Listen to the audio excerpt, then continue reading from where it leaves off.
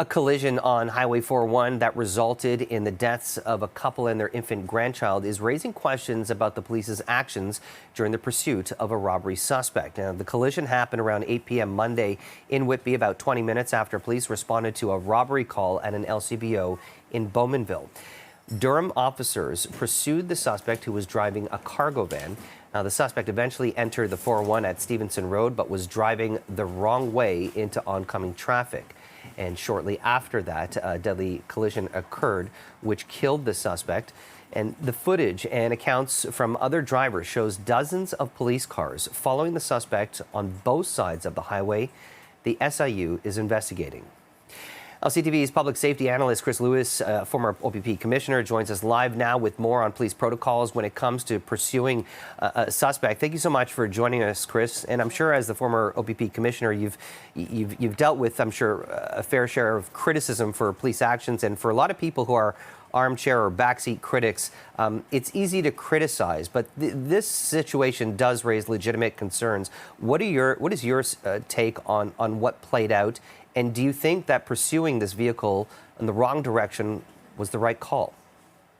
Well, obviously, there's huge outcry over this, and I get it. I mean, 4 people were killed, a wrong way chase on the 401, busy traffic, at high speeds, over what may have been, kind of a minor robbery. It wasn't a homicide. It wasn't a kidnapping. It looks like a kind of I hate to say it, but almost like a day-to-day occurrence. And so it's really tough to justify, even though I don't know all the facts at this point.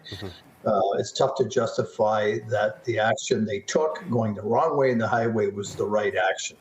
But as things unfold, we find out more. I may change that opinion, but it's pretty tough to ever justify continuing a chase like that in that fashion in any circumstances. Well, furthermore, as you touched upon, this, appears to be just, a robbery of some booze. And it appears as though that there was no risk to public safety. And when it comes to the protocols for police, how do they gauge? What is the protocol in gauging whether or not to pursue someone in a high-speed chase, especially if the crime that they had just committed was essentially something that, happens every day? This was not a murder or a vicious assault. This was just a kind of an everyday robbery. Yeah, and I mean, the fact we're even talking in terms like everyday robbery is scary, but that's the way the world is now. But the protocols are such that, and police services across Ontario, by regulation, have to have policies on high-speed pursuits, and that includes the really constantly questioning whether to continue, and only in very serious circumstances when safety and considerations for the public are really first and foremost would you ever continue. And so, middle of the night, 3 o'clock in the morning, with no traffic in a remote area, that's one thing. But from there, as things increase, traffic increases, bigger threat to public safety, and depending on the severity of the incident that occurred that precipitated it, you're constantly saying, okay, do I need to do this? Do we need to continue this? Are we going to get hurt, kill innocent people? And of course, this case ended up being, one of the worst. When it comes to policing, this is a profession that is, constantly evolving. Police officers are always being, further trained on specific tactics. And I'm wondering, when it comes to this particular incident, how do you think the police forces are going to, I guess, make any changes or do any kind of review on how situations like this should be handled in the future?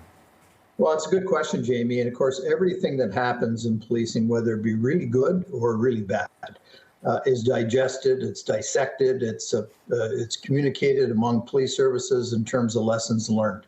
What did we do well? What didn't we do well? And in this case, bearing in mind we don't know all the facts, perhaps things happen behind the scenes that we're not aware of.